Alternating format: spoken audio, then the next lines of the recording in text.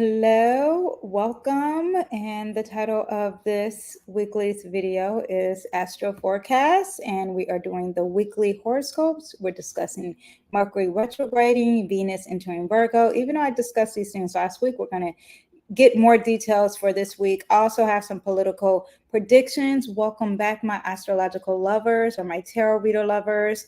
I am Danyell Carmelita, your favorite tarot reader and astrologer, and we have some powerful cosmic events happening this week and more next week. So everyone lay back this week, even though Mercury is retrograding and it's kicking some A, okay? Venus entering Virgo doesn't help it that much, but we'll get into that and talk about that. Also, I'm going to go over the current events as well. And yeah, so you guys, welcome. Thank you for being here. If you are listening via podcast or if you are watching this on YouTube, please don't forget to subscribe, like, and comment. Do your due diligence as a YouTube watcher or podcast listener. Download this episode. So let's get started.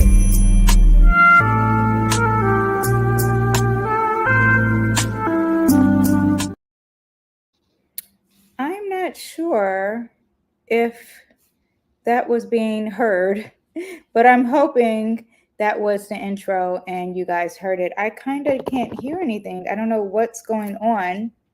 I'm hoping everything works. Now, I do have a sponsor and I should play that. Well, I have an agenda actually. Let me stick to the agenda, Danyell. That would really work. I hope you guys can hear me because this is a live recording. I am not live, but this is an unedited live recording. I actually have to pick up my daughter, so I'm going to have to pause this recording and then come back. I usually do this live, so that's what normally happens. Also, Mercury's retrograding, so we have those issues happening as well. I normally can hear the sound of the videos, and I'm not sure if they are making sound. So I apologize if you just hear a long pause. That is because, that is what we have going on. Also, you guys, if you want some free content, right? If you're like, I want some free stuff, then what do you have free? I have a free tool to teach you how to read tarot if you're into tarot. I have a free reading for you if you want a free reading. Go ahead and look in the click the link in the bio. It's on my website. You can find it easily. Also, join my newsletter. That is how I keep in touch with you. You get free stuff every week, okay? I break this down every week. It's in short form. You get the weekly transits and you understand the astrology. I attached a video. This way I keep in touch with you. And if in case YouTube decides or someone decides to steal my YouTube channel, we have all that. So let's get into the current events of the week, and we're going to connect it to astrology. Okay. I also have some tarot, and we're going to do horoscopes later. But right now, we are talking about the current events. So first event I have is Venezuela, 2024 Venezuela protests. This is something that's currently happening within the world. A protest broke out in the aftermath of the 2024 presidential elections. This happened July 28th in response to irregularities and claims of electoral fraud. I wonder if this is going to happen in America. I'm going to have to look at the vibe in the sky and see, really pay attention to see. Hopefully it doesn't happen in America. This actually relates to Mercury retrograding. But let me keep reading. The election and unrest occurred in the context of ongoing Venezuela crisis. An ongoing social, economic, and political crisis began in Venezuela during the presidency of Hugo Chavez. Apologies if I say any of the names wrong, and has worsened during the presidency of successor Nicolas Maduro. Marked by hyperinflation, we are experiencing some inflation here, escalating starvation. Wow, that is sad to hear. What else do we have? Disease, crime, mortality rates resulting in massive immigration.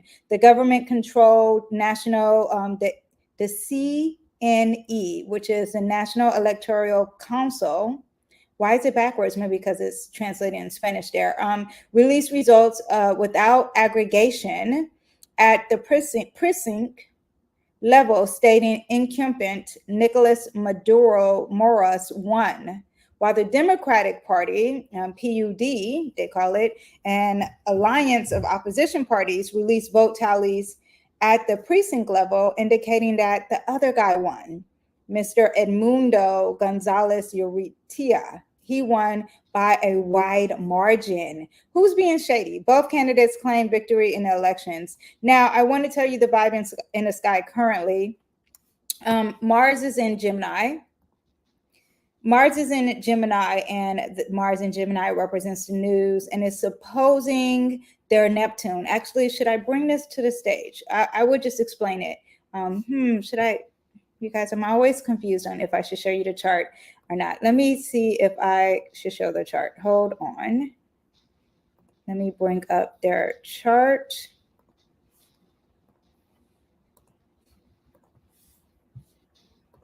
Okay, so yeah, here we go. So I'm going to bring up the chart here. And I'm going to fix me. Okay, so now their chart, let me see if it's in my recents. Hold on. No. Come on, Argentina. Recently used. Let me see if I saved it as a favorite. Oh, here we go. Bam. So this is what we have for this chart. And hold on. Okay, so while we have this July 28th, actually, let me pull it back to July 28th here so you guys can see. Oh, here we go.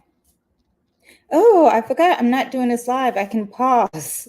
I will do that next time for you guys. Anyway, but Mars in Gemini, which is currently in the sky right now, is opposing their Neptune, which causes confusion and secrets, okay? And we're talking about Mars in Gemini. This is, wait, hold on. Hold on one second. This is this the outer planet? No, okay. So the transit's actually going to switch this, actually. Okay, so because I have it a particular way. Okay, so Mars in Gemini is opposing their Neptune, and Jupiter in Gemini is opposing their Neptune. That's a lot of confusion. Neptune represents things that are not very clear, very cloudy judgment. Gemini, the ruler of Gemini is Mercury, and Mercury is really into analyzing and breaking down and counting and voting and messages. And you have just a big, huge cloudiness and confusion with that. Also, Neptune could represent secrets, right? And now it's in the sign Scorpio, so that's secrets of power. That is definitely very makes sense with that. Now, also we have currently in the sky, the sun is in the sign Leo. In their natal chart, first of all, Leo represents presidents and leaders, and that's why we currently have all the stuff discussions with us. Now, their sun in Leo is in the 10th house. That means it's on stage. Everyone's focused on it. Everyone's focusing on it. It's a big deal. Everyone's like, look at the leaders, pay attention to their leaders. And it's getting close to their midheaven, so it's really going to get worse. A lot of attention is happening to them. A lot of people are focused on them with that Venus and Leo conjunct their midheaven, on top of their midheaven. So everyone's really looking at them around the world. So focus on leadership. Pluto in Aquarius is also going to represent this protest here, and that's happening across the board from them, which is in their home planet, in their home. This also, the 4th house is where their Pluto in Aquarius is, retrograding at 0 degrees, which is a very potent degree. So a lot of people are protesting out in the streets in different areas of the world. But in their world, it is happening within their home, and it's regarding their home, which is the 4th house. Protest against power in the 4th house opposes the sun in Leo. So that's what you have. It's like the power and protest against whoever the leader is, whoever you saying the winner is, who the boss is. Uranus, Mars, and ascendant in Scorpio in that 1st house means that I don't know anything about the country or the place, but they may have a lot of secrets, a lot of controlling and being obsessed with power, or being obsessed with having some control and having a fear of not having the control. Unexpected surprises of power too can happen with this, and aggression with power is also part of their identity and who they are known for. Their ascendant is opposed Uranus in Taurus, which is their ascendant is opposed Uranus in Taurus in the sky currently right now. And when you have that, Oh, it's at 26 degrees. It's also a part of their descendant and how they are in relationships within their home. So unexpected surprises for sure on what you value, and the relationships are not working. They're not seeing eye to eye, and there's chaos and confusion and upheaval, a sudden upheaval happening. So unexpected uprisings regarding what they deem as valuable, especially in that sign Taurus. Mercury entered Virgo here, and that's in their 11th house. And this is a planet that's all about voting and the news, and there needs to be some clearing out. It's pre-retrograding, so there is chaos and confusion with communications there. Yeah, and what else do we have? Clearing out the stories regarding that MC, because it's kind of close to this MC, regarding the leader, regarding their public image and what people perceive them as. And it's just on stage. Mercury in the pre-shadow phase is redoing the vote and having open discussions about it and bringing it out on the stage. The Virgo energy is making this more stronger than ever. Have you guys been getting into arguments? Have you guys been getting into arguments? Please. That would make sense with Mercury retrograding, okay, in the sign Virgo. It is like, no, you're not detailed enough. You're not making things clear. None of this makes sense. I don't believe you. Miscommunication. Shout out to everyone who has arguments or misunderstandings. Please have patience, because Mercury is retrograding. And guess what? We're gonna redo these conversations, because retrograding means redoing. Okay, so it's gonna hit these things back up. Okay, so now let me.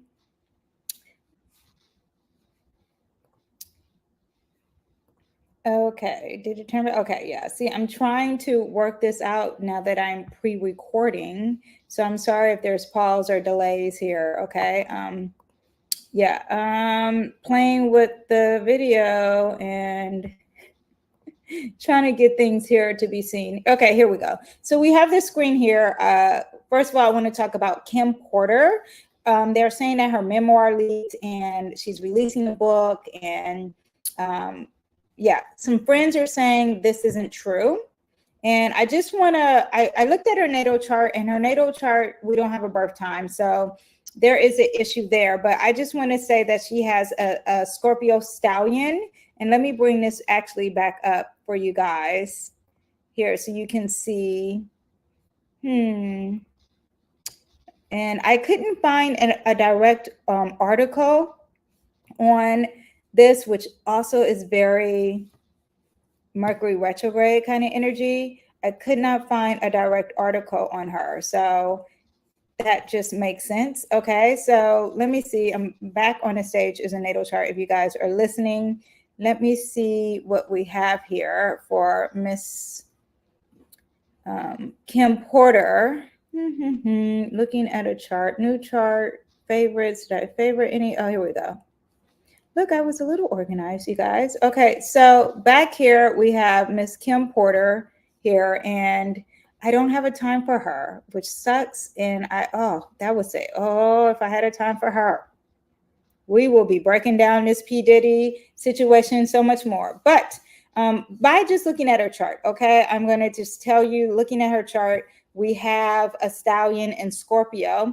This is representing what we have currently in the sky. This is representing her on the inside, okay? If you guys are listening, I'm still going to break it down. You don't have to look at the chart. So it doesn't matter what house is in, because we don't have a time for her. But she does have a Scorpion stallion, meaning she has 3 planets in the sign Scorpio.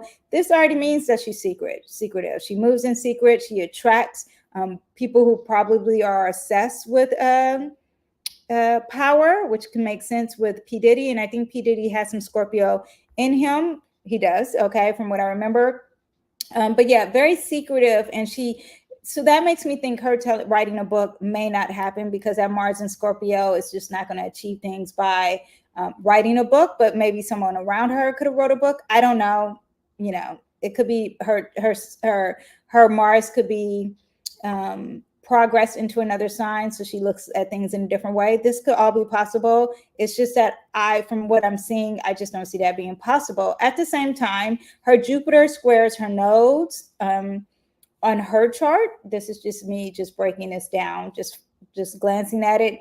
And when you have Jupiter squaring nodes, the nodes are like what you're meant to do in this lifetime. And there's some secrets and some challenges for her in the future and her releasing her past. So it's almost like she wasn't releasing this powerful, controlling person, and she wasn't achieving the things that she needed to, and maybe she needed to communicate those. It's also retrograding. The node's always retrograde, but it's her north node is in the sign Aquarius, which is all about communicating. So that is interesting. She probably should have wrote a book. Venus is conjunct Mars, and this could insinuate some physical violence against a woman. So that can insinuate that. Her sun is in Sagittarius. It's very positive sign, and it's very optimistic. It's also very forgiving. It's a masculine sign as well. So there could be some conflicts with her masculine energy involving P. Diddy.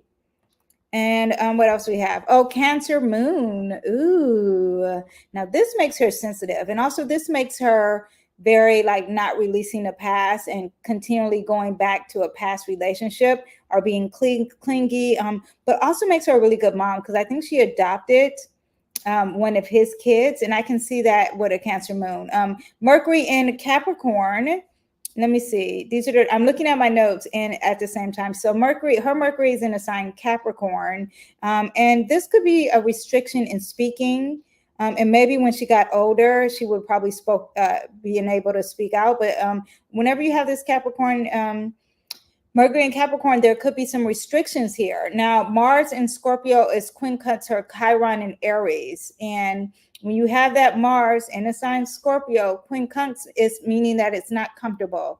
There's some uncomfortableness here, and that is in a sign Aries. Aries is all about the self. So aggression causes tension with her healing of self and being alone and single, and that Mars is fighting her, and there's obsession with power with that Mars as well. And I wonder if this is in her 7th house of relationships and enemies. I just wonder if that is where that is. Why the rumors, and why do we have the stories now, right? So it's interesting because this story came out once we started having that Mercury retrograde happening. And when you have Mercury retrograding, you're going to get some rumors, you're going to get some false stories, you're going to get a fast story. Not fast because it's in Virgo. Oh, also the sign of Virgo is representing women too. But you're going to get some stuff, or maybe some things kind of leaking out that was kind of like a secret. And it's so interesting because they're saying that they got it from Radar Online. And when I went there, the link was no longer available. So that is very interesting. That's very Mercury retrograde. Like you put it there, you take it away. So you have that Mercury pre-shadow phase in the sign Virgo. It's like, let's go back over the details. This story was once important. Let's bring it back, okay? We don't want P. Diddy to just get away with whatever he got away. If he is guilty, I'm just telling you, they're like, no, we're going to pedal back here in regards to the research and the words. It's also conjunct her past life North Node in Leo. And when you have that, let me see if I can bring that back here. When you have it conjunct her North Node, ooh, Venus is conjunct her North Node.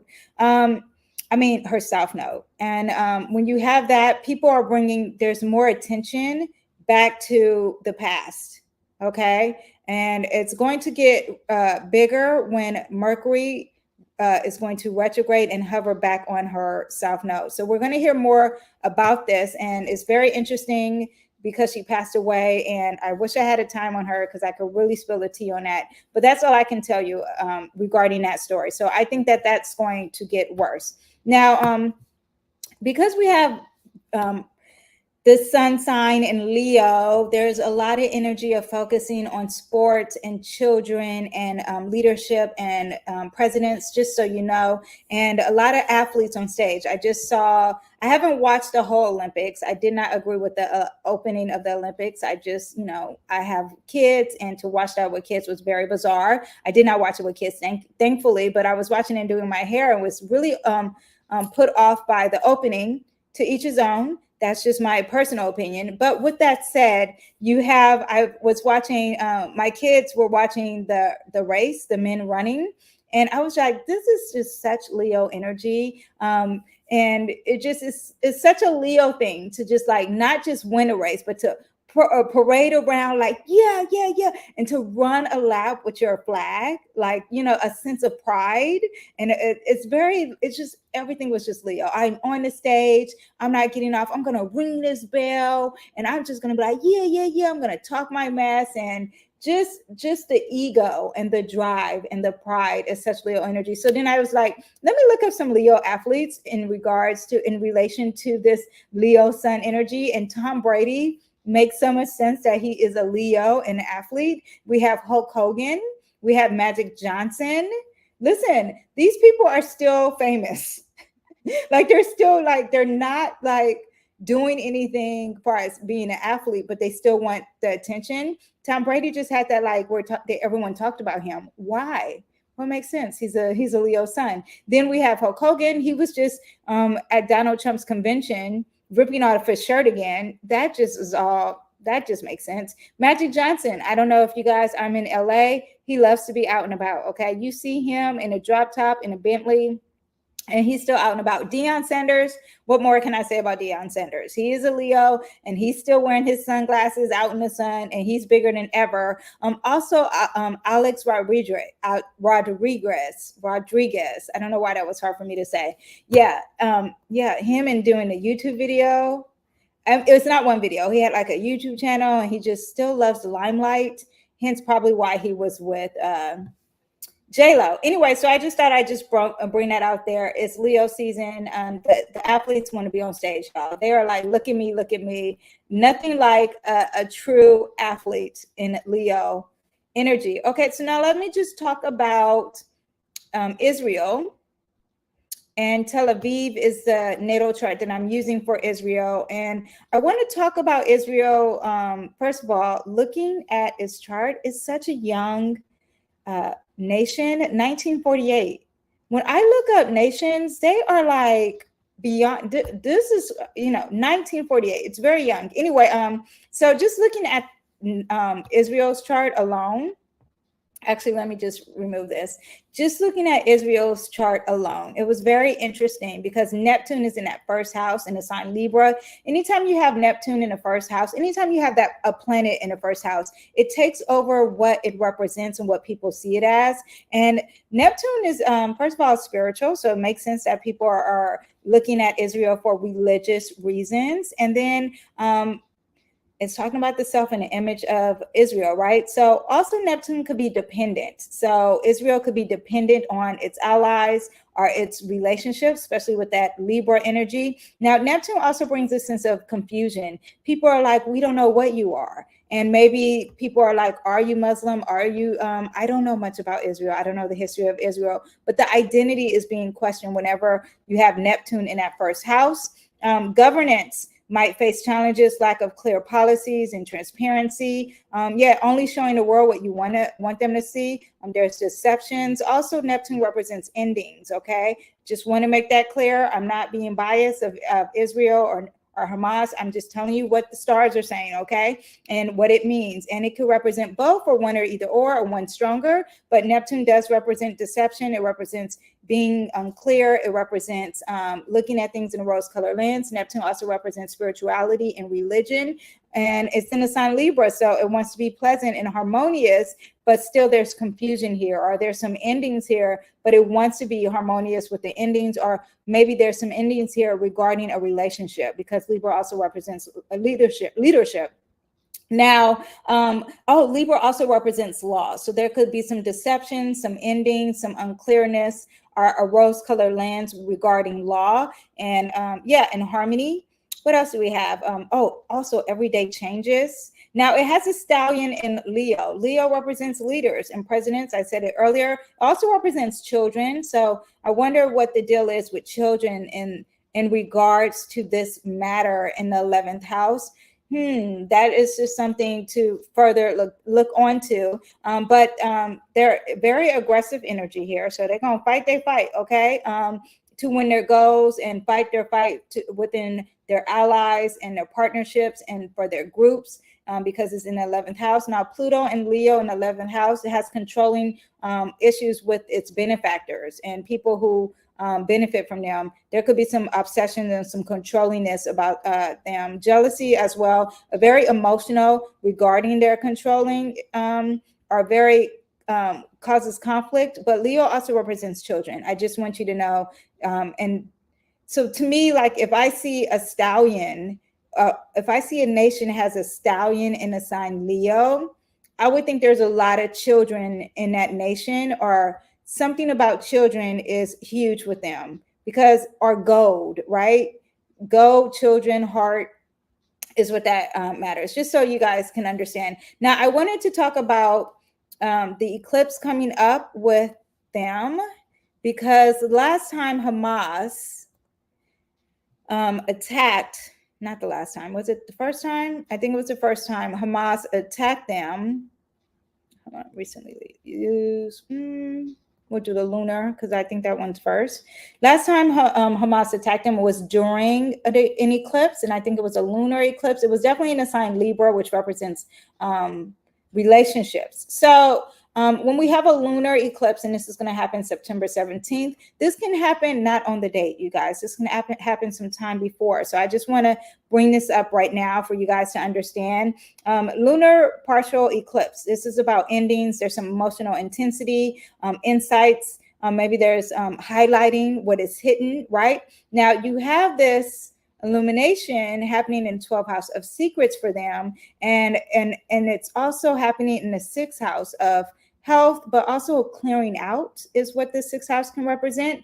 So there's some clearing out with some endings that could be happening. And I'm wondering if this Hamas thing and them Israel trying to completely get rid of Hamas is, or Gaza. I apologize if I'm not wording things. I'm very ignorant to Hamas and Israel and Muslim and Jewish conflict. I just want to put that out there. I'm just only explaining astrology, okay? So I'm completely not biased to this, because I'm not following any of the stories. I did know about the day that they were attacked, and I do know that they are fighting and people are not agreeing on what Israel is doing to Hamas, and vice versa. People are not agreeing what Hamas has done to Israel. I am only aware of that, but I'm not following anything else. But this makes me think that there is going to be a clearing out of some sort, because that energy here in that 6th house is about clearing out. Okay. If you think of Virgo energy, because it's kind of in regards to Virgo, it relates to Virgo a lot. The 6th house, Virgo is about to clear and clean and get into the details of things. Now, this is in a sign Pisces. And when you have it in a sign Pisces, Pisces represents death. Now, the moon represents a lot of people. Pisces, Neptune and Pisces, that could represent a lot of people dying as well, okay? And what else do we have here? Saturn is in that house. It's not that close, but it's conjunct a little bit in the sign Pisces, and this is restriction, or maybe the government is producing some death here. Neptune conjunct this eclipse means this could represent a lot of dying, okay? Now, it's going to square Uranus at the same time we have this eclipse, and that is expected, unexpected regarding resources. So there could be some unexpected announcements, unexpected death, unexpected clearing out. I don't know if we're really not expecting it though. Now it's going to trine, what is trining? Public image at home. People may love what they are doing at home. So at home, the MC here is trining this here. People may like it. It's really trying. It's not trining here. It's sextile. They're icy. And the people in their home might really love what's going on and really support, or maybe it really works for their homeland, especially their home government. Okay. Now, what else do we have? It's going to quincunx Neptune. Which going to quin? This one is going to quincunx here. And here we go here. Neptune over on this side. Okay. It's going to quincunx Neptune. It's going to quincunx Saturn on this side, and it's going to quincunx, is that it? They're Mars. And when you have all that happening, okay, there's some uncomfortable secrets that possibly could be happening. There's, the deaths, basically, again, because Neptune is going to represent a lot of people dying, or the death of their partnership, which could be their open enemy, which could be Hamas, that could be happening. Mars is going to be dealing with aggression, and Saturn is going to be dealing with some boundaries and restrictions. So all that could be happening. Now, if we go to the next eclipse, and the reason why I'm doing the eclipse again is because you are dealing with, that is what brought this conflict out. And now we have this eclipse happening again. So this is going to affect them again. So Israel is going to be back to the story. Okay. Now, let me go, hold on. Let me go to recently used. Yeah. Okay. So now let's go to the solar eclipse. Now this one is in a sign Libra. So this is where it could really hit more within this year. Now this is not until all the way until October. September was the first one. October is the next one. That's a solar annual eclipse in a sign Libra. There's some new beginnings whenever you have this eclipse with your identity, maybe with your relationships, because it is happening in their first house and it's happening on top of this Neptune. And this is going to be stronger than the other eclipse, okay? And when you have something in 10 degrees, I had a fixed star next to it. Should I show you guys the fixed star? Let me see. What is the name of this fixed star? Hold on. Wait a minute. Okay, hold on. Star. This fixed star is you guys, I butcher the names of all the fixed star. Now, I want you to understand the importance of the fixed stars, because this is who the fixed star is, what when Trump got shot. Okay, so now we're going to introduce the fixed stars every time. Okay, so we have a fixed star in the sky and it's going to conjunct this eclipse. And when you have the fixed star, that means the energy is taking on that fixed star. Now, the fixed star is about falsity, folly, disgrace, stealing, widowhood, depression, witch hunts, mysticism, and the occult. It's very unfortunate, and it's dealing with Saturn and Mercury kind of energy. Saturn is doomsday, cold. There's fears and limitation. Mercury is all about communication, right? So you have that, and it's connected to Virgo because it's in a Virgo stallion. So it's definitely connected to the clearing out energy, more Mercury, not really the communication, but more the clearing out energy. So watch out for this eclipse. This really could be like the end. And maybe there is a witch hunt of like, are you Muslim? Are you Jewish? Let's see what happens there. More just going off of the religion of something. But there is some disgrace, and maybe there's some stealing of land. This is, I'm just telling you what this represents, okay? It's going to conjunct the sun. So maybe this will probably be unpopular. With the Neptune conjunct the sun, people probably are not liking it. There's some harassments. The moon is all about worrying and emotional energy, and is very disappointment. So loss with when the fixed star is conjunct the sun, there is unpopular energy. People are not going to like it. When it's conjunct, when the fixed star is conjunct the moon, because it's conjunct both of them, because there is eclipse and they're both touching in a new moon. When it's conjunct that, there's a lot of worry when it comes to emotions, many disappointments. A lot of people are not happy. Loss through law also is what that represents. Now, the Neptune energy in this first house could be loss of speculation, temporary domestic separations, death of child, or a disease. I'm just telling you what it all represents. So get ready for that. The eclipse are going to be so big for Israel, and it's really sad to say. I'm just telling you, nothing looks positive. It's not like now they're going to come into agreement. Okay, so on a positive note, Neptune is very compassionate. So there could be that, and it's very spiritual. However, I just don't, in my gut, we don't have to read the stars to see how this is going to end, or what these things mean. Okay, so that is what we have for. Let me see if I have any other current events. Oh, I do have. I have one more current event, which actually relates to politics. Okay, and we're going to get into the politics actually in a minute. I want to talk about Miss Kamala, and we'll talk about Kamala. Am I saying the name right? Yeah, we'll talk about Kamala in a minute. But here we go here. So we have Kamala, and she decided to have this, now I'm speaking for myself as a Black woman, okay? She decided to have this, it's about Megan Thee Stallion, okay? Megan Thee Stallion hits back after Kamala Harris rally performance, and there was a lot of critics, and she's saying they fake mad. This is not the words of Kamala. This is the words of Megan Thee Stallion. Now, I discussed this last week, and I said Venus is in a sign Leo, and it's opposing her Saturn in Aquarius and her midheaven. And when you have that, you have a hard time balancing your charm with authority, right? You are discussing your public image and the perception of your public image. And when you have this opposition, it can create tension between wanting to be liked and needing to be respected. And I find that Kamala, this is what happened with her. I don't know if you can hear.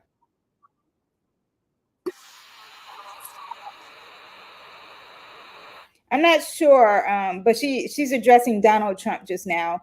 But what happened is that we had, okay, let me just say, this was in Atlanta, okay? And Megan was twerking and doing her big one with the girls. And you're talking about a person who is running for presidency, you know. And let's not talk about, I mean, let's not avoid the topic of Donald Trump. He did have Amber Rose at his Democratic Party, and she has an OnlyFans account, had an OnlyFans account. She is known for being highly sexual and a slut walk. So you do have that.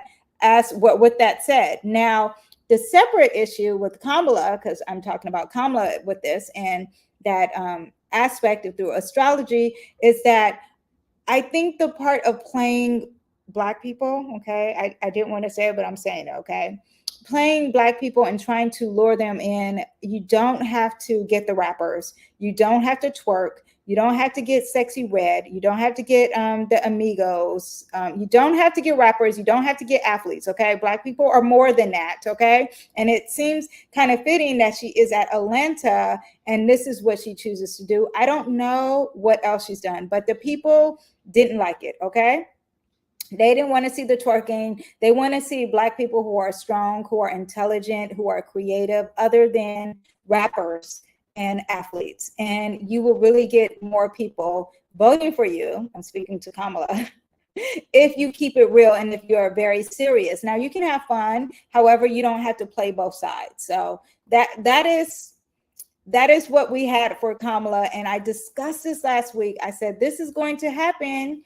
And sure enough, it happened. And a lot of people were upset about it. It wasn't just Republicans. There were Democrats who were like, come on now, like, what are you doing? Don't do this. Don't have the Migos come up. And also, I mean, I personally felt this way. This is me giving my personal opinion. When she did the BET Awards and her talking about HBU and we out in these streets, you know, I'm not into my president talking slang, okay?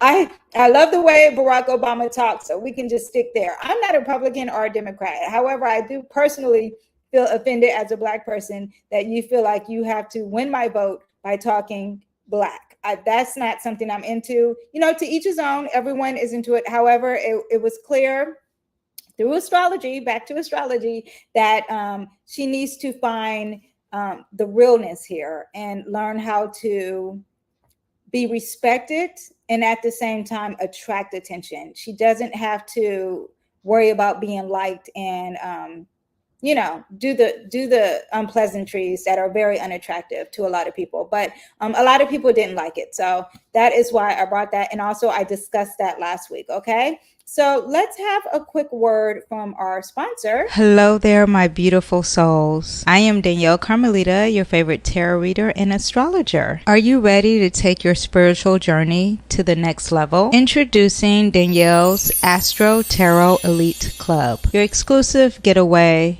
to daily insights, cosmic guidance, and so much more for just $4.99 a month. As a member, you'll receive daily readings designed to align your day with the universe's energy. Start each day with clarity and confidence. Do you need a personal reading, or do you want to have your astrology chart read fully? With being a member, you also can enjoy exclusive discounts on all my offerings just for our elite members only, all for just $4.99 a month. That's less than a cup of coffee. Join Danyell's Astro Tarot Elite Club today and elevate your spiritual path. I'm hoping you can hear the sound of that because I didn't hear anything, or it was just silent for a minute. I apologize if it was silent, but Mercury's retrograding, so everyone have patience. Okay, so now let's talk about, since we were talking about Kamala, now we're really going to talk about Kamala. We're going to talk about the politics, and I'm going to go over the weekly transits, and then we'll do the horoscopes. Okay, so I have Kamala's chart up right now with the current vibe in the sky. Okay, and I wanted to talk about her perfection year, and it is in her 12th house currently. And the ruler of her 12th house is Venus, because her 12th house is ruled by Taurus, and Venus is trining. It's very positive, actually. Venus, let me see. Her Venus is trining her 12th house. That means they could see each other. It's working really good for her, and she's sitting in power next to that Venus, and it just seems positive. And I'm just saying, again, I'm reiterating that it seems like she's going to win. This is unbiased opinion. I'm not saying I'm voting for her or not voting for her. I'm just telling you what the astrology says. Now, during November, actually, let me go to the month here. And that's more during voting time. I looked her up, and which I've done several times, but we're doing it again. During November time, her perfection month is in the second house. And that means this is her earnings, this is her resources, her possessions. It's ruled by Cancer, which is representing America. Okay. And again, very positive. It's like a lot of people are giving her resources, giving her what she values, and it's almost like she's just going to win. Okay, it's very popular. The moon is very popular as well too. Now Mercury retrograding is conjunct Venus in her 4th house. Okay, and this is me looking at my notes and going back, and this is not during the time of the elections, the voting. This is just me looking at the chart and what's coming up this week. And when you have coming, let me actually put now. Hold on 1 second. I'm trying to do 2 things at once. Move the chart, and it's distracting. Okay, so August 5th is when I am recording this. And when you have Mercury, which we'll talk about Mercury in a minute for ourselves. But you have Mercury retrograding, and it's happening in her 4th house. It's also going to be conjunct Venus. That's also happening in her 4th house. It's also going to be on top of her IC, right? And IC represents home and also represents America. There's also could represent the opposite party. And Mercury retrograding in Virgo is discussing some clearing out. There could be some clearing out, maybe a discussion from her past could be coming up, because the 4th house does represent her past. But the Virgo energy means clear out, okay? Or maybe being very detailed, or being very meticulous, or something about a woman. There could be some analyzing some data. Maybe this is also, Virgo energy is also talking about service. And let me just be very clear, a service, a job that could be representing a service. So service can be anything. Like you can be a nurse giving service, but you also could be a prostitute giving service. So I just want you to be very clear. So it could be her being a civil service, a public servant, or it could also be discussions of prostitution. And I'm only bringing that up because Venus is sitting close to here. And as Mercury starts to retrograde and hit her Venus and hit the planet that also represents sexuality, this could be discussed too, or something that's very not usually discussed. And I just feel like her sexuality, not her gender. Is gender and sexuality the same? Okay, sorry, my ignorance on that. But I just feel like her sexual past is going to be brought up. That's what I think. Yeah, but this also could be not looking over details when she's having her speeches, discussing the opposition of her political party, or maybe her political party, or they're going to bring this up, not her political party, the opposition, which are the Republicans. They could be bringing this up. They could be talking about her work ethic or vice versa. But that's Virgo energy, work ethic. And then overlooking details. a lot of criticism about improving, because that is what Virgo represents, and it's retrograding. So it gets nasty. There's rumors, there's stories, but all of these are going to be related to the Virgo thing. Yeah. And also, in order for her to get support, this is going to be an issue, because you have the support here and the support here. And these things are going to be discussed. And are they going to be negative or positive? Because that retrograde just seems very nasty already. Okay. Rumors about her being a female, that could be discussed. Or not just like, is she a female, but what is she doing about her female energy, regarding her cleanliness, her virginity. Okay, that could be all in question when we have Mercury retrograding on top of that, Venus. Now the sun in Leo, where's our sun? Our sun in Leo in that third house is going to be on top of that Mars. And when you have it moving this way and it gets on top of that Mars in that third house of communication, she could have a boost of assertiveness and confidence coming up towards this week. And maybe a boost of communication and mental energy and quick thinking. She could be very sharp and very focused and increase activity. Her being a natural leader, that's going to be shown more as we get closer to the sun in Leo and the energy. Mars is all about the drive and energy, right? So all that could be happening. This also could be some conflict and aggression. Leo is very aggressive. Mars is like, come on, let's get it. Let's get it. And we're going to fight to the end. So that could be happening. Maybe she has the potential to manage some aggression, or maybe there's aggression coming her way in regards to third house is all about communication and speeches. But this also could have a strength and focus on her community and collaborating.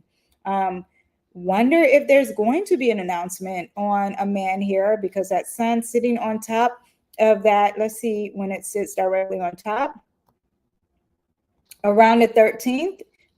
Yeah, all this is going to get closer, and as she gets closer to the 13th, and then it winds down. But this sun regarding announcements, because we have this third house, there could be an announcement on her VP, maybe before the Democratic convention. That could be happening too. With that, that Mars could represent a guy, and she's shining light on top of a guy who is a leader and who's going to be her leader.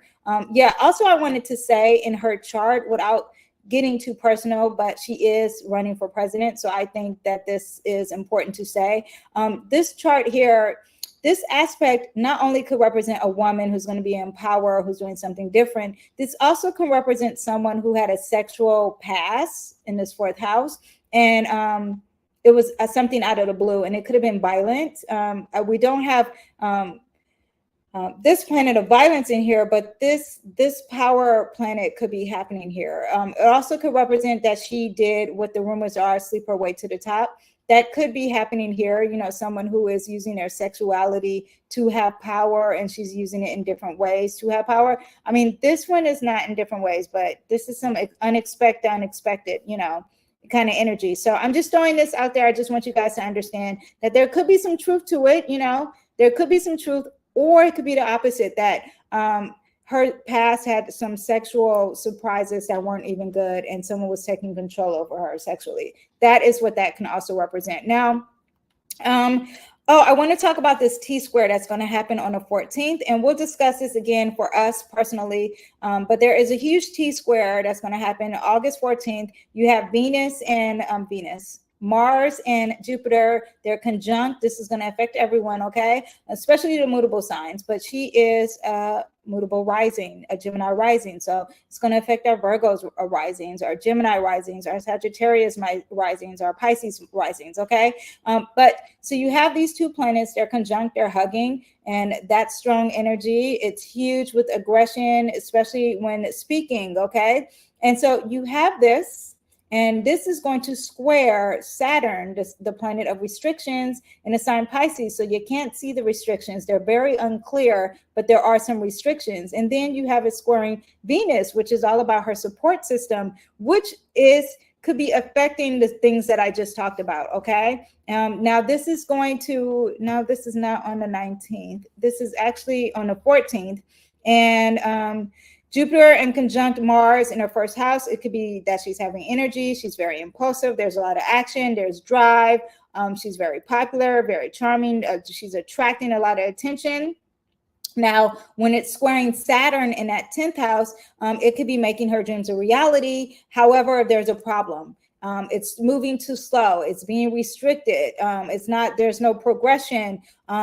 She's not being respected by authority. She's not being taken seriously. And all this energy and drive that she's doing, there is some type of challenge happening when it comes to her being respected far as her as a career, okay? And her public reputation is unclear. She's having some service-orientated goals and they're not being achieved, okay? Challenges and lessons with her public image could be happening, and challenges and lessons with this support could be happening, okay? Now, this is also crossing her power and her sense of power, and then this support. So you have a lot of that, and I think this is really going to hit her hard. Let's see if it's going to be public, because this Pluto can make it private behind closed doors, especially in that 4th house. It could be happening within our homes, but that Saturn also represents some fears and feeling inadequate and navigating uncertainty. Now, when you have that Venus in that 4th house, in a sign Virgo, its perfections in relationships within America are regarding this political party that's opposing her. Venus in Virgo can emphasize practical attention to the detail and desire to be a perfectionist within her home. Could also represent her country, okay? Venus in Virgo is going to value service and loyalty and being practical and constructive criticism. And maybe she's overcritical and there's some fear with this, or maybe she's being demanding on herself and others, and she's trying to improve and there's limitations here, okay? Support at home and improving may be in question here, because we have that home. Relationships with her mother may be in question here, because that is the 4th house. Relationships with her past, 4th house. Venus represents relationships, and this could be all challenging. And that T-square and that Venus, and these two are opposing. So this is going to be the challenge with the support, or the woman, or her past, or her sexual past, or her relationships. And this is the focus point here. The focus point is the Mars and Venus. The Venus and Jupiter. Maybe she needs to be serious about her image and needs to balance between being liked and being serious, which we had the problem with last week, okay? Overall, I think there could be a question about her sexual past, because Venus is on top of her Venus, on top of her Pluto, on top of that Uranus. And I think that conjunction is going to surprise us, and there's going to be some announcements discussing her sexual past. Let's see if it even happens. It is going to happen. I'm not questioning that, but will we know? Because it could be dealing some secrets. It could be a sexual secretive past. Pluto is here to transform, though. There could be a transformation happening there. It opposes her wounded healer at the same time, that Chiron. So this can hurt her, or this could be a sexual past that hurted her. Is that a word, hurted? That wounded her from the past. So that's why I think it's something that is, it's really sad that this is out in the public, but she's running for president. So there you go. Saturn is on top of her, Chiron. So there is some healing, there's some wounds, and there's restricted and coldness there. I'm talking about her life lessons and her wounds from the life lesson, and self-care could be mixed in with her career. That's what I have for some notes here, okay? But a lot of tension. Mercury has a lot to say with this T-square, because Mercury is in charge here of that. Mercury's in charge of the Gemini. Mercury's in charge of the Virgo. And so what is Mercury doing? Mercury's retrograding. So it's got a lot of backwards rumors, secrets, all that is going to be said. That's why I think this might be said to us, and it wasn't meant to be said to us. Venus in Virgo, Gemini rising, a lot of Mercury energy. And at the same time, Mercury is at 0 degrees when we have this T-square. So it's very potent and is acting up, okay? When it's at 0 degrees, that means it's young, it's intense, it's new, it's very energetic in that sign of Virgo. So a lot of discussions of her virginity. Are you clean? Are you being a hard worker? Are you a lot of criticism? Yes. All that could be said. So just be aware of that T-square, which will be affecting a lot of people. Also Biden too. I also wanted to look at the eclipse for her. Let me go there real quick. And which eclipse is this that I'm looking at? The 17th. This lunar eclipse is going to happen in her 10th house in the sign Pisces. This can represent a change here. You have this, there's a death of something, and I won't say death, I'll say ending, okay? But there is something of that or some illusions here, okay? I'm trying to keep it PG and keep it respectable, but I want you guys to read in between the lines. But this is also dealing with her public image, right? And now you have this eclipse, and it's going to sextile Jupiter, which is positive. So there could be some new positive things happening. And her Jupiter is in that first house, so very positive. Jupiter is also in the secret, so maybe we won't know what will be happening. It'll be behind closed doors. Yeah, I'm sorry, I had to cut it off, and I'm back. But I just want to say that sextile Jupiter is very positive. And let me see, sextile her Jupiter, which could be secrets, but there's some unexpected secrets here with that Uranus sitting on top of there, and it's been sitting on top of there for a minute in a big way, which could also, unexpected energy in what she values, and her being president also happened, her being announced president.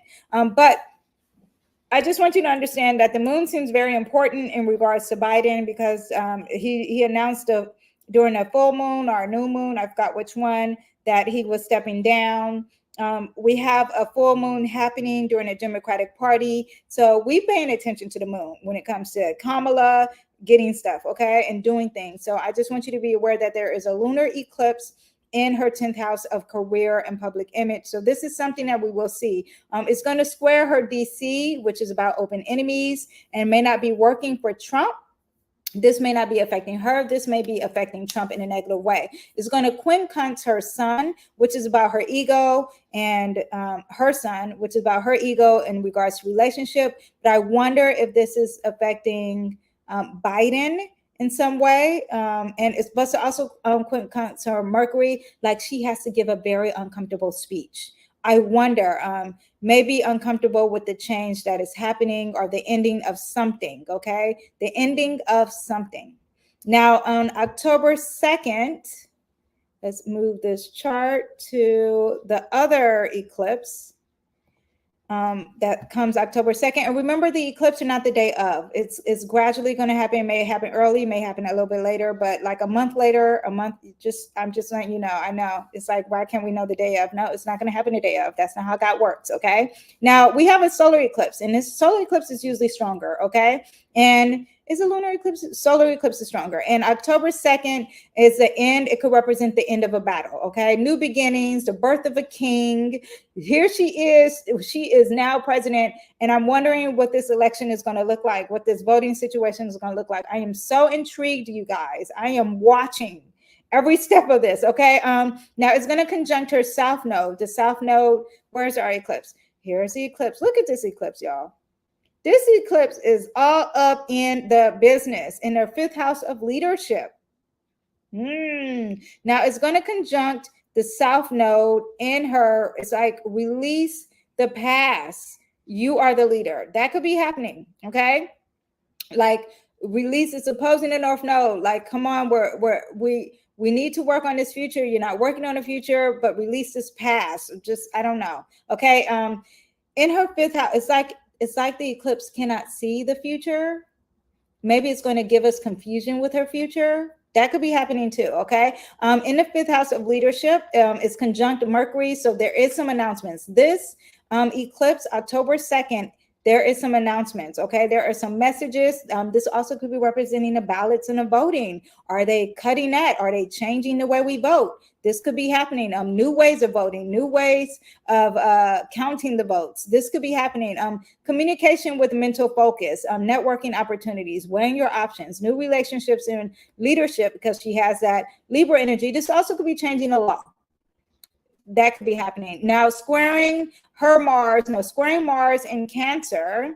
And where's Mars? It's not working. Oh, so this is how the eclipse is going to work for the collective, the world. But with her, it's in her 2nd house of what she values. There is aggression here and achieving. This Mars later on too is going to retrograde. But It's squaring in her second house, so conflict in communication, impulsive speeches. She's very assertive, emotional reaction, because we have that sign Cancer. Starting something new is because Cancer is a cardinal sign. Cancer also represents America, okay?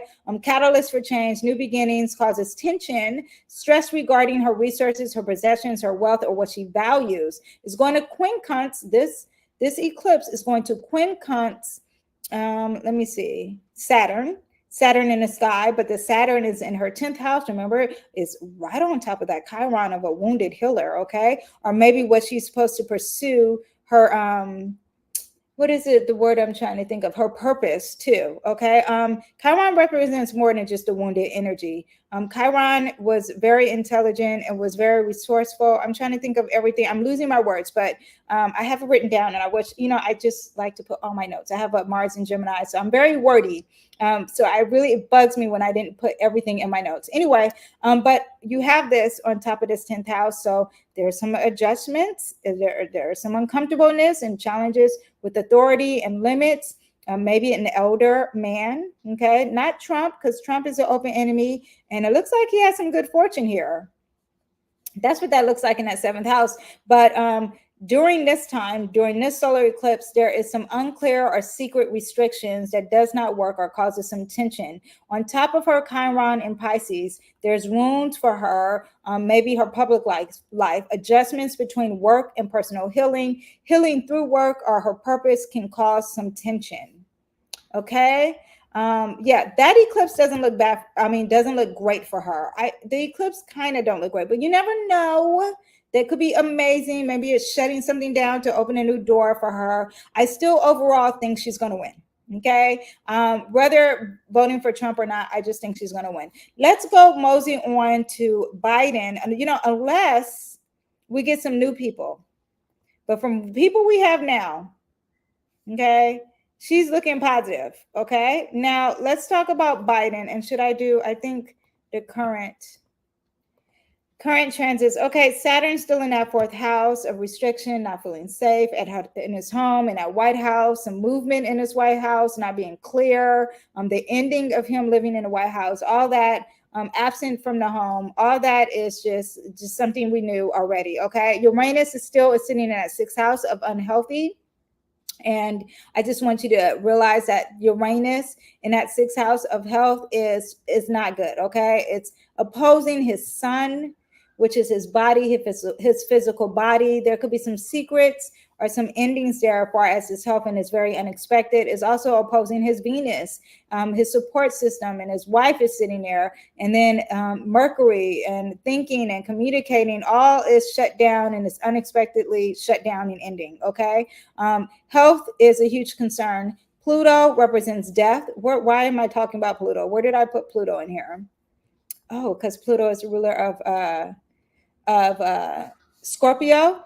Okay, I'm trying to see, where is his Pluto? Pluto's in his 3rd house of speaking.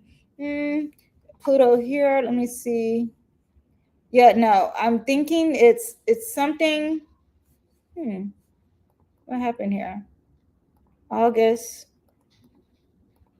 Here we have another here. No, nothing happened there. Okay, so Scorpio is the ruler of Scorpio is Pluto, and Pluto could represent death and rebirth. Also, Uranus is an unexpected event. So I'm still thinking his health is not the best. Okay. May 2025, Uranus is going to, when we turn to the next year, Uranus is going to oppose his sun at 27 degrees. That could be something huge, and there could be a huge announcement with that. He's also 81, and I looked at his perfection year age, and it's in the 8th house, and that's dealing with Pluto. And I just told you what Pluto represents, some death and rebirth, right? Now, his is dealing in a sign Cancer, so losing popularity in America was going to happen this year. The moon was in the 8th house of health and regarding his body, and the 8th house doesn't. The 8th house, again, represents some endings of some sort, okay? And some secrets, or trying to really be powerful. And clearly it didn't work out. August 14th, he has the T-square. And let's go to August 14th for him, because I said this T-square will affect everyone, but mostly mutable signs. And what is he? He's a mutable rising. He's a Sagittarius rising. So it's opposing this Jupiter. All this is opposing his rising sign, like hardcore. So there's challenges with his appearance and challenges with luck. It can't see eye to eye. There's oppositions with his purpose, his approach in life, or his physical body. Now, his wife or Kamala, communication can be enhanced because they are representing this relationship and this open enemies too. Because I don't think he liked Kamala. I know they were partners, but I don't know if they saw eye to eye. Not working with his lack of foundation and his White House. And this could be representing all rising sign. I'm looking at the time and I realize I'm spending so much time on politics, but I wanted to look at the eclipse real quick for him, and we'll look at, let me see. The first eclipse, which happens on the 17th, is opposite for him, right? So like the moon was in, from Kamala, the moon was in this house for Kamala, and the sun was in this house for Kamala, and it's actually flipped. Where her moon was in the 10th house and his in the 4th. Okay, so it's like they're flipping roles, literally. It trines his planets of the 12th house. So I'm still looking at his health, okay? Still looking at some endings in Pisces and the end of his career. And sun can represent your health, and the eclipse could also represents the end of a leader, physically, and through words too. Okay. May announce Jupiter as the 4th house. She may make some announcements here, or somebody's making announcements in a big way, still in his 4th house of open enemies and his wife. And okay, now then if we look at the second, recently used. Okay, so if we look at the second eclipse, this is happening in his 11th house on top of his MC right there. And yeah, so new beginnings and announcements on votes, and rulers of his 11th house is Venus, and Venus is in his 12th house where he has his support and his money, and he's losing separations, he's losing his support. All that is happening with the second eclipse, which we already knew because he's leaving. And so good feelings or aggressions, dramatic energy could be happening. Look at that, because that's on top of there. The support secretly could be happening. The wife could be supporting him secretly, behind closed doors, not secretly, but behind closed doors. The female on top of Mars, meaning like, I'm taking over, I'm Kamala now, I'm here to take over, give me the mic, give me the throne, whatever. It's opposing his IC of safety here. What's opposing? What is opposing? The 4th? Yeah. Okay, so no, that would be the 10th. What is opposing? Maybe it's quincunx. It's quincunx, his IC. Is it? Oh no, it's opposing his IC. Ooh, the IC of self and being a home alone and safety. Yeah, major new beginnings there. That eclipse is all about eclipsing and cutting things out. So you have that. It's sextiling his Pluto and Leo, so a change in presidency, and that works out for him, but it's squaring Mars and Saturn. So challenges with power regarding his drive and energy, and especially when it comes to home and safety and his security, okay? Yeah, so that's what we have for Biden. The gist of it, from all the details, because it probably could be overwhelming amount of words and details, is that I just see physically for him, there's a lot of endings happening for him. So watch out for that. The moon, again, is when he made his announcement that he was going to step down. So we should look at the moon again regarding a lot of other things, okay? Now, let's talk about Trump real quick. And let me pull up his chart. Where is Trump? Here we go. Now, Trump, okay, let me just talk about his perfection year, okay? And perfection is looking, you can do a lot of predictions with perfection and knowing what you should do this year, next year, at this age, that age, okay, and this month, okay? So his perfection year is the 7th house, where it's about secret enemies. It's in a sign Pisces, okay? And what is his age? I had to Google his age because whatever, but it's the 7th house. And the 7th house for him, is it Pisces? Perfection, 7th house, secret enemies. Secret open enemies, because it was in Pisces. Now, is this his chart? Yeah. Secret on the enemies, because it was about Pisces. Why do I have that? Seventh house. This seventh house looks like the ruler is Aquarius. Is that his seventh house? I'm so not used to looking at it without, yeah, because he's a Leo. Okay, so it's seventh house. I wonder if I was looking at his chart somewhere else on a different device, which I don't have the correct time in a different device. But it's the ruler is Aquarius. And when you have the ruler in Aquarius, okay, so his perfection year, I said the ruler is Aquarius, and Aquarius traditional ruler is Saturn, and Saturn is in that 12th house of endings. This is no, I just don't think it's going to work out for him. Okay, it's just no, it's no bueno for him, and I think that this is another sign of it's not going to work out for him. Okay, losing support, restrictions, especially within his home. The 12th house represents the end. Okay, Mercury's retrograding. Okay, now let me put up the current charts for him. Current charts. Oh, but then I lost him. Hold on, hold up, wait a minute. Let me put some. Okay, so now we have Donald Trump, and we're looking at the current week for him. Okay, Mercury is going to be retrograding. It's going to be affecting everyone, but it's going to be retrograding in that second house. And while it's retrograding at the beginning, it's going to be sitting on his ascendant, because this is actually on the 5th. And oh, today is the 5th. It already passed his ascendant. So rumors, I wonder if that's the day that he was sitting here like, she's black. When he talked about Kamala, I wonder if it was that day. Anyway, but we have it in the second house, and the second house is all about his resources and what he deems valuable. And there are questioning and meticulous, being very meticulous and being very critical of all that. So reviewing his finances, boosting his self-worth, or questioning what he's worth, revisiting relationships. Is he changing his VP too? Because this could be happening when it comes to that second house. The second house ruler is Virgo. Duh, I don't know why I said that. But I feel like when these two touch, is he like, I want to clear out my partnership, my relationship, because Venus represents relationships. And I mean, even though he is a male, this could be a questioning, or maybe he's questioning Kamala and being very meticulous about her and questioning her. Now, she still has the power of unexpected power up in that house of his open enemy. So she's still looking good in the hood in his chart. Okay. Now we have August 14th. We have that T-square, which is going to affect everyone, especially our mutable signs. Now he is a Sun in Gemini. So this is affecting him. And now you have a major, and it's sitting on top of that. Now you have major drive, and he's ready to party and have luck with his goals, unexpected changes, new announcements, emails.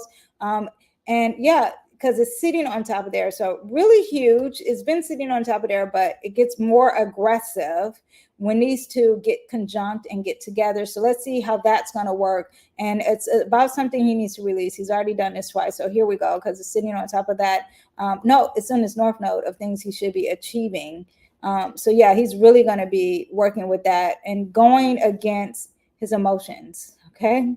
Now, let me see what else we have. Oh, the Saturn is sitting there in the 8th house. So power and really being obsessed with power is limiting him. He can't see who's the powerful one, though. There's some restriction there regarding power, the support of resources. He may be losing some money regarding whatever announcements he's trying to make or whatever. It's a huge aggressive announcement.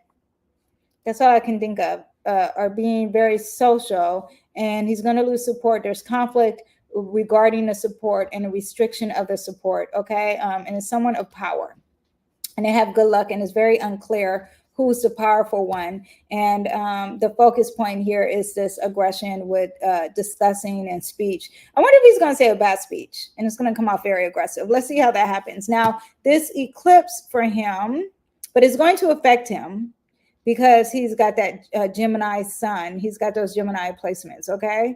Now let's do the eclipse. I always get confused. And we're going to do the lunar eclipse first because that's on the 17th. It also represents some endings. This is happening in his 8th house, ending of powers. This again makes me think his chart isn't good for winning. It's going to square his moon. The moon is in leadership. That 5th house represents his personal brand too. That again is another cut, okay, to the ego of him publishing out to the world. That's what Sagittarius will represent. Conjunct this releasing of this South Node. You've done this before in the past, emotionally detached. So that's what we have. And it squares his sun and the North Node.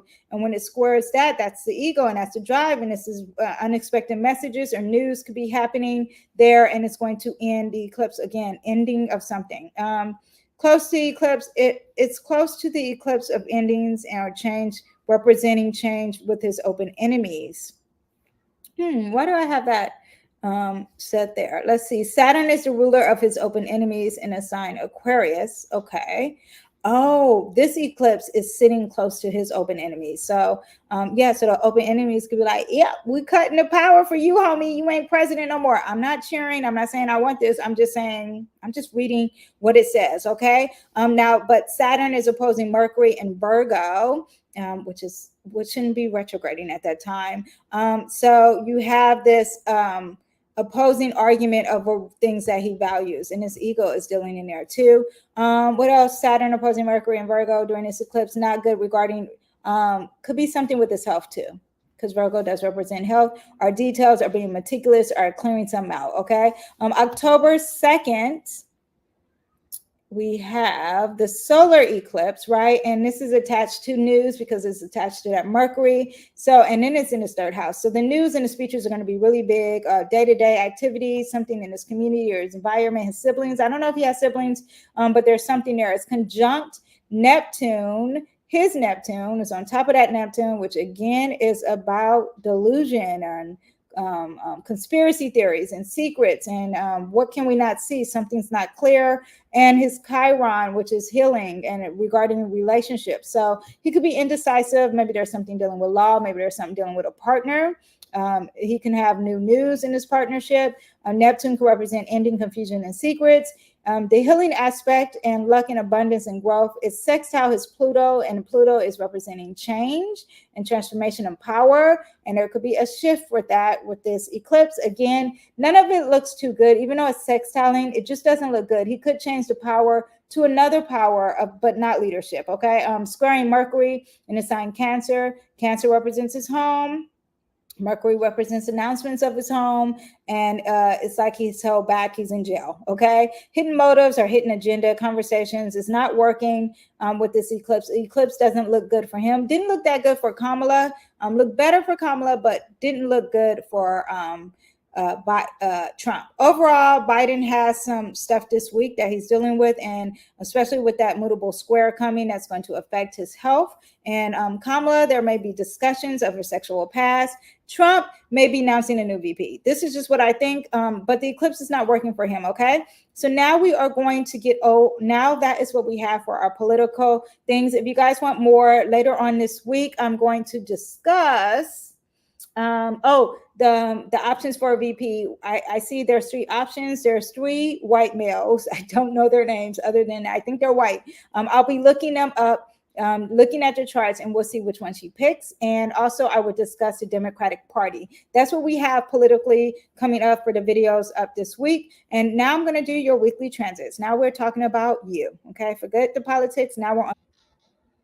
Okay, so August 4th, Venus is going to enter Virgo. Mercury is going to station retrograde in the sign Virgo. This is the 5th when I'm filming this. So this happened yesterday. And if you got no argument or you've been getting no arguments, it's okay. Chill, relax. Venus in Virgo is conjunct, so you're attracting a lot of attention with that, but you're causing some arguments. You're like, I wanted to party, but for some reason at the party, people are arguing. Well, that's that Mercury retrograding conjunct that Venus in Virgo. August 5th, the moon enters Virgo, so more Virgo energy. Get ready for that. August 7th, the sun in Leo is going to sextile Jupiter and Gemini. Very positive. Venus is going to conjunct that Mercury in Virgo. You're already feeling that already, though. August 8th, the moon enters Libra. So we get a little chill as far as the emotions there, but a lot of passive aggressiveness. August 10th, the moon enters Scorpio. And you guys, we don't have that much this week. So hence why I did focus on, hence why I did focus on a lot of politics, and we did talk about the T squares, but let's talk about Venus and Virgo. I've already discussed this thing several times, Venus, but I'm going to bring it back up because it's still very relatable. Venus, first of all, is in the sign Virgo. It's at its fall. It's not happy there. It's uncomfortable.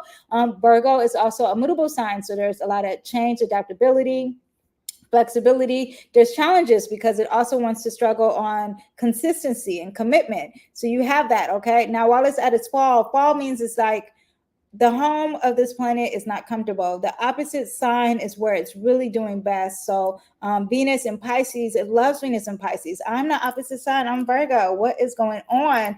But there's also some wisdom here whenever you have this fall energy. And Virgo, a feeling of state of extreme happiness. Oh, exaltation. That's what Pisces. I'm reading my notes. I'm like, what did I write? I write so much, you guys. If you see my notes, you'll be like, she wrote a book. Anyway, Venus is exalted in Pisces, and that's when it's super, super happy. And Virgo is the opposite sign, and that's why it's in its fall. And Venus is all about love and beauty and harmony. And Virgo is like, well, okay, it stops the record. It says, please stop playing the violins because, first of all, how much do those violins cost? I don't think that's very practical. And then also, can we analyze and get into the details? And can we make this harmonious or relationship more perfect? Because I feel like we need to criticize this. We need to break this down. Venus' desire for pleasure and ease can feel restricted.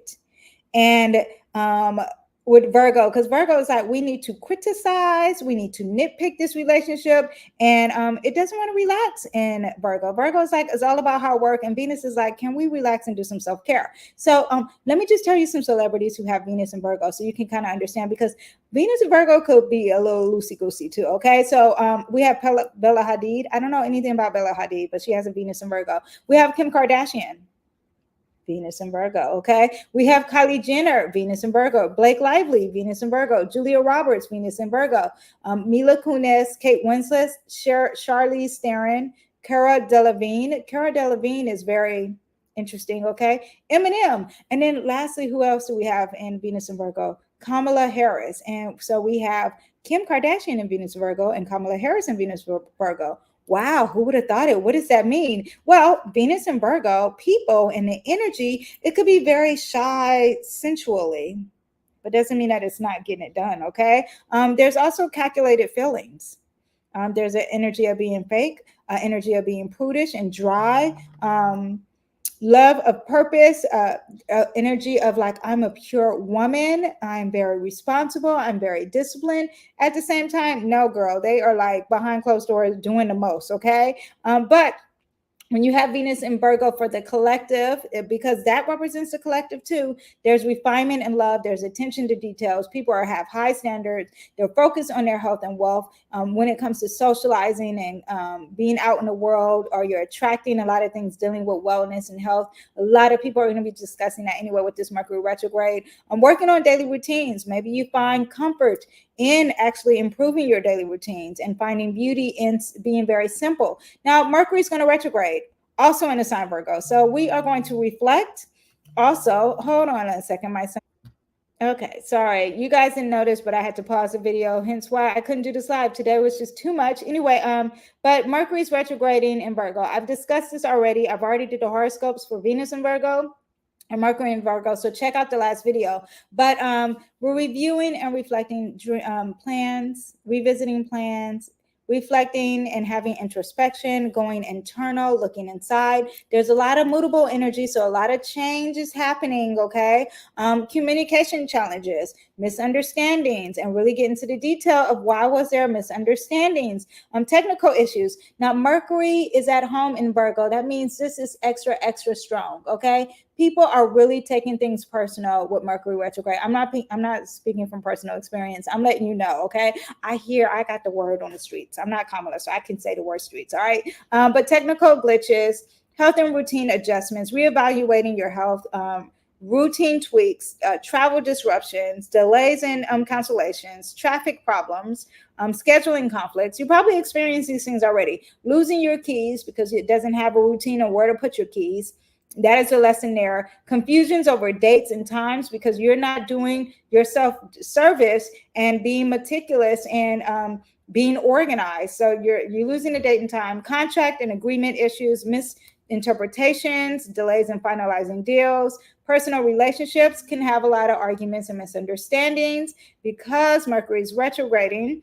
And it's going to retrograde into Leo. So the fights are going to be fighting. Also, too, I forgot to say, Mercury retrograding coming back in Leo.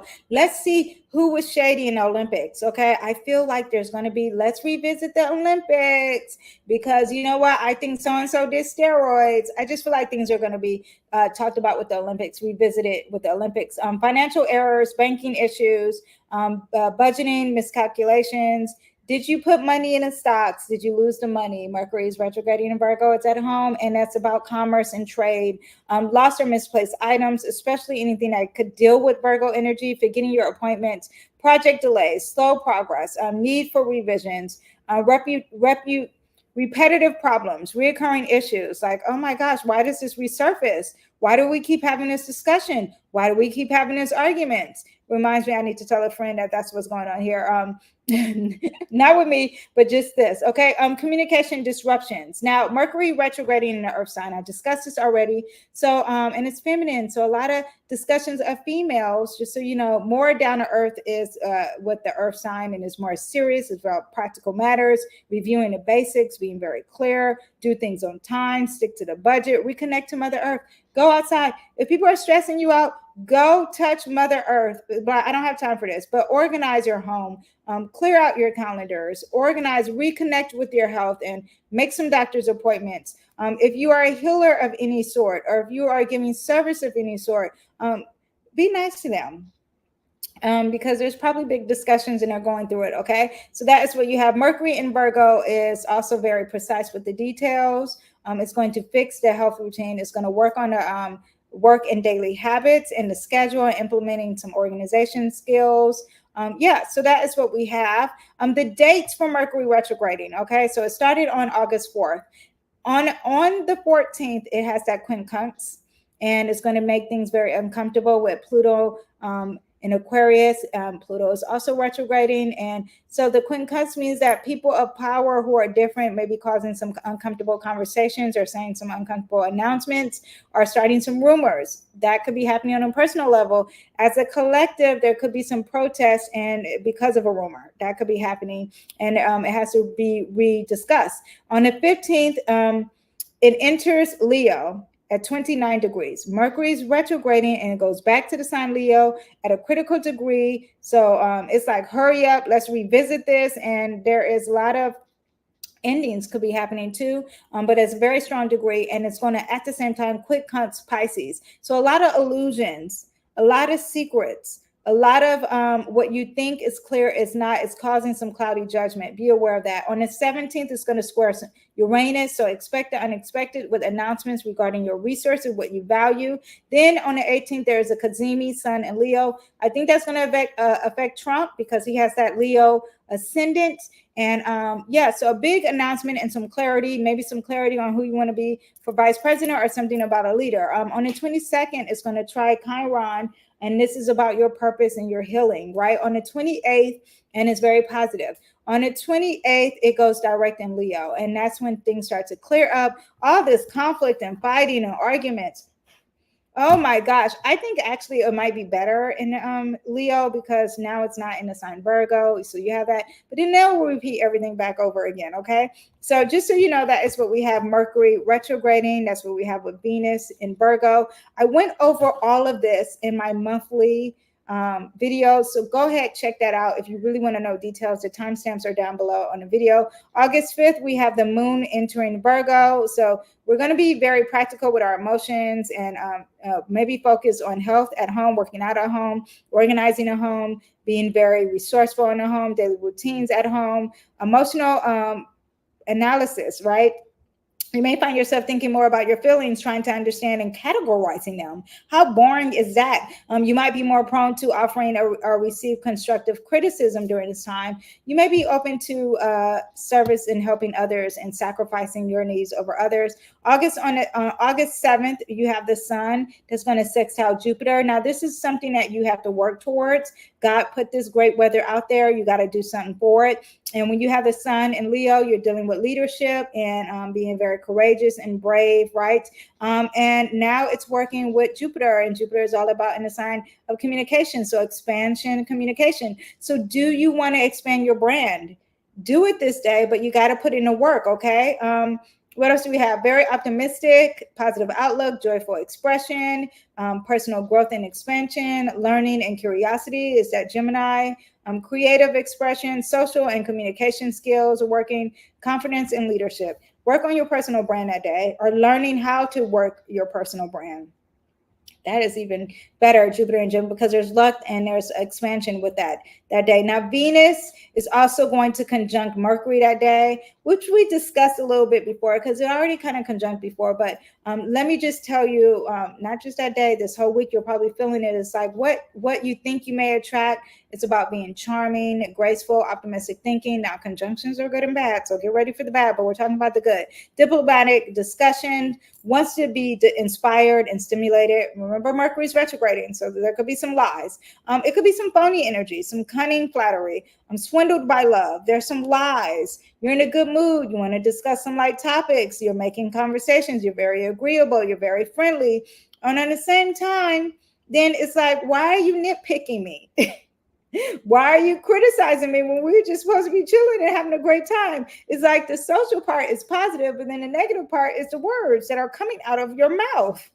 Be aware, or even thinking, because it does represent thinking. Negotiation and transactions may be very difficult.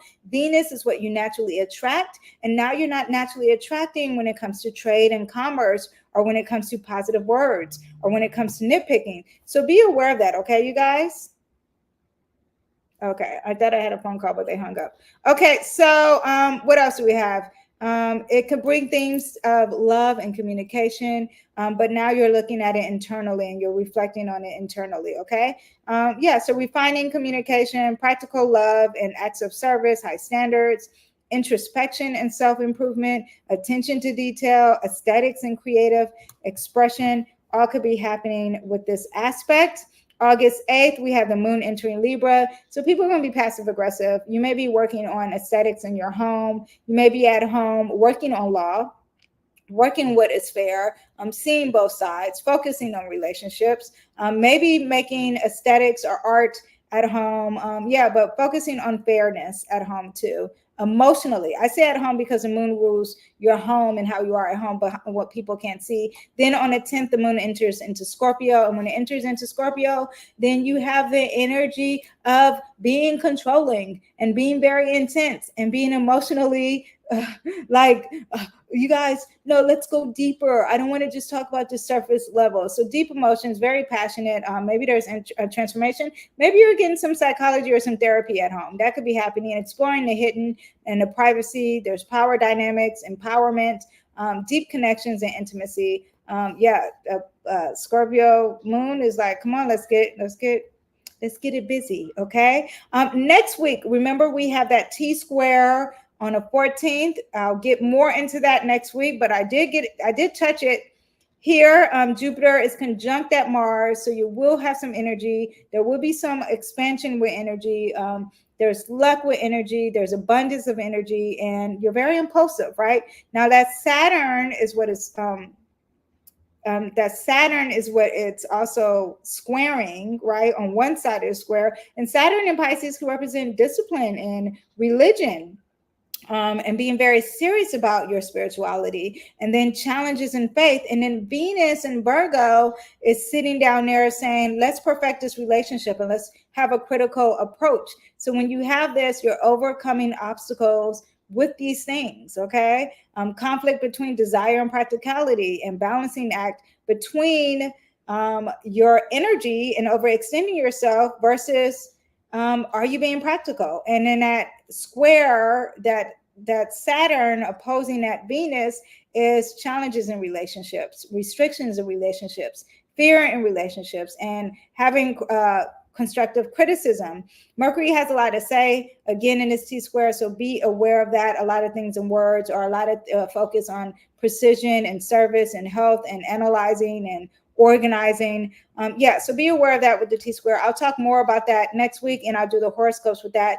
Mercury is going to also next week retrograde in the sign Leo, and that's when I think a lot of arguments will be happening. May not be as strong as Virgo, but Mercury in Leo is about the fights. Okay.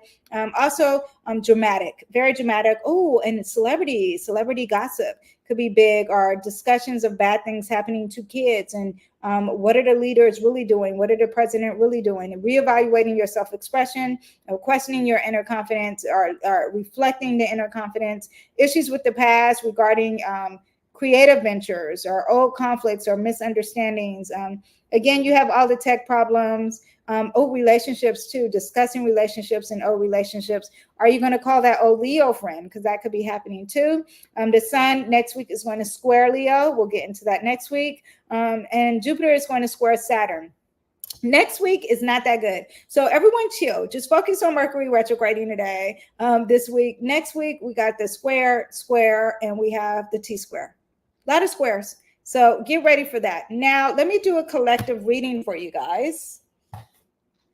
What's going to happen to us collectively? And then I'll do the horoscopes real quick. The horoscopes don't have much to do. New journeys for us collectively. Let me pull it closer. I am holding the Fool card so close to the camera. And the deck that I'm using is the Lucid Tarot Dreams. And you guys, there's going to be some new journeys for us, even though we are revisiting a lot of things. But it also could represent innocence. It makes me think of that Venus in Virgo. Okay. What else do we have? Fresh start, being a daredevil, expect the unexpected whenever you have the Fool card. And also pack light, you guys. Don't bring your baggage. We're redoing a lot of things, and so don't bring your old baggage. Just release the old bag and pack light. Then we have the Ten of Pentacles. A lot of money happening for us this week. Somebody's going to get an inheritance. Maybe there's leaving a legacy. There's some wealth here, some affluent level when it comes to abundance with your family. Focus on your family this week. And lastly, we have for the collective the Page of Wands. So there's some new messages regarding your bravery, regarding your strength. Maybe you're starting a new adventure. You're very excited. There's some fresh ideas. Creative ideas. You're very motivated. This is extroverted energy, so you guys probably need to go outside and socialize and be with people. Okay, so that's what we have for the collective. And let's do some horoscopes, shall we? Now, because I don't like doing long videos, even though I do long videos, I'm going to do the horoscopes really fast. I'm not even going to break them down, okay? Aries, this is going to happen in your 6th house. This Venus conjunction. Mercury is in his house, retrograding in Virgo. Venus is in his house and entered Virgo, which I've discussed all of these in detail. So focus on work and health, and redoing some organizations, clearing out something too. And also you'll have that Saturn T-square. We'll discuss that next week. Taurus, now this is happening in your 5th house. So you have a lot of creative projects that you're revisiting or redoing. Maybe it's all about the self-esteem and your ego and your drive that could be happening, or discussing some loved ones and children. You're revisiting these things, okay? And there's an attraction to it, and you're attracting maybe some children in your life, okay? This could be a sign of fertility too. Okay, now Geminis, you have home and family. This is in your 4th house, and a lot of discussion with clearing out the home and being very meticulous in criticizing your home. You're attracting a new home. Maybe you're getting some resources regarding your home, some family issues, some domestic harmony, clear communication with family members, and misunderstandings could be happening for you. Now, Cancers, this is going to be happening in your third house. Mercury retrograding, Venus in that planet, and they're being conjunct. So communication, learning, early learning. Maybe you want to learn something. Maybe you want to revisit and learn something new. This also is dealing with siblings, your youngest sibling too, and your community. Reassess how you convey your ideas and information, because it's all about writing. Not publishing, but writing, teaching, learning. All that could be happening for you with these signs, and also attracting your community or someone like a neighbor or something. Okay, Leos, this is going to be in your finances, and you're going to be attracting some finances. Now Mercury's retrograding in that, so I would not do not invest in any stocks until Venus goes into until Venus walks away from Mercury, and Mercury really goes into the sign of Leo. Okay. But yeah, reevaluate your budget, spending habits, financial goals. Venus encourages you to find practical ways in increasing your income and improve your stability. Now, Virgos, this is happening in your first house. So it's all about your appearance and what you look like. Mercury retrograding there is like, let's rediscuss and re-break down how we look. Okay. And let's reassess what we are looking at. And Venus is like, people are going to be naturally attracted to you. Be careful of the words and what people think of you, okay? And the rumors that people are saying about you. Okay, Libras, this is all about an inner reflection and healing. This is all happening in your 12th house, and they're going to be conjunct, and there will be some charming things said, maybe, or maybe there's some secrets in the darkness, okay? Reflect on your past experiences. Talk about some unresolved issues, okay? Use this time to heal your emotional wounds, clear out the mental clutter spiritually, okay? And have some self-care. Scorpios, this is happening in your 11th house, and you're going to redo matters of clearing out some groups or some friends, okay? Maybe discussing and organizing some long-term goals and really focusing some details on that are your aspirations and your hopes and dreams. You may be attracting a lot of friends, a lot of organizations, a lot of parties that could be happening for you, and it aligns with your values and your goals, okay? Now, Sagittarius, this is happening in your 10th house. It's all about your career and your public life. Maybe there's going to be a lot of focus on that. Maybe you're going to be breaking it down and like, what do I really want to do in my career? What is my public image? A lot of people are going to be attracted to you. They're going to be watching whatever you're doing or whatever it is as far as your public image. Make adjustments that can enhance your reputation and your career growth. Reassess your personal goals and how you are perceived with others, okay? During the retrograde. Do it all internally. Do not push anything. Wait until the retrograde is over, okay? Capricorns, higher learning, 9th house, okay? Your beliefs, traveling. Do not travel until Mercury retrogrades in a sign Leo. Just trying to help you out, okay? But revisit your beliefs, higher learning, long-term travel. Think about them. Plan for the long term after it retrogrades, okay? Review and refine your educational pursuits or your philosophical views. Look at practical ways to expand your knowledge and experiences. And yeah, and maybe you want to publish that book, but just plan to publish the book, okay? Aquarius, now shared resources and intimacy, 8th house. Review your shared resources, review your finances, review your intimate relationship, reassess your joint ventures. Is there something dark and taboo and it's being brought out to the center, especially when it has that Kanzimi coming up? It's fine, okay? People are human, and you want to work on being possessive and secretive and the mysteries of life. There could be some mysteries coming out, but be aware of the miscommunication that's happening. Now, it's dealing with Virgo, so there's some power over being organized. So be aware of that, okay? So Pisces, on to you. This is in your house of partnerships and agreements. Focus on revisiting and refining your partnerships and agreements, and good time to address any issues far as a close relationship. Anyone you work with hand in hand. If you're at a therapist or you with someone who's going to fix your car, all of this is going to come up, and you're going to have to reevaluate who you're working with, because it's also like mirroring some behavior too. All right, so that is what we have for all our signs. Again, if you stayed, I'm going to pull a card for everyone who stayed, because I did that pretty fast and I didn't do justice to you guys. This week is going to be a heavy load for all of us, okay? Know that this is going to be the end of this hill that you have to climb, and you have a burden to carry, and it's okay. You may have too many burdens. You may need to release some stuff. Hence, the retrograde is reevaluating, readjusting, and remembering. Maybe you have extra responsibilities. You can lessen that load. You can delegate that load. You can be stressed. You can be exhausted. There's a duty. There's an obligation. You're probably a burnout or some struggle. This is Saturn. And this is Sagittarius in a sign, Saturn in a sign Sagittarius, and that is just doing too much. You're committing too much. You need to not overcommit, okay? Reduce the stress for you guys, all right? Within this week, reevaluate, all right? Yes, that is what I have. Thank you guys for watching. I'm sorry that the horoscopes was fast, but they still were real and honest, and yes, can help you out this week. I hope you enjoyed the tarot. Check out my future videos, you guys. I will see you guys next time. Bye.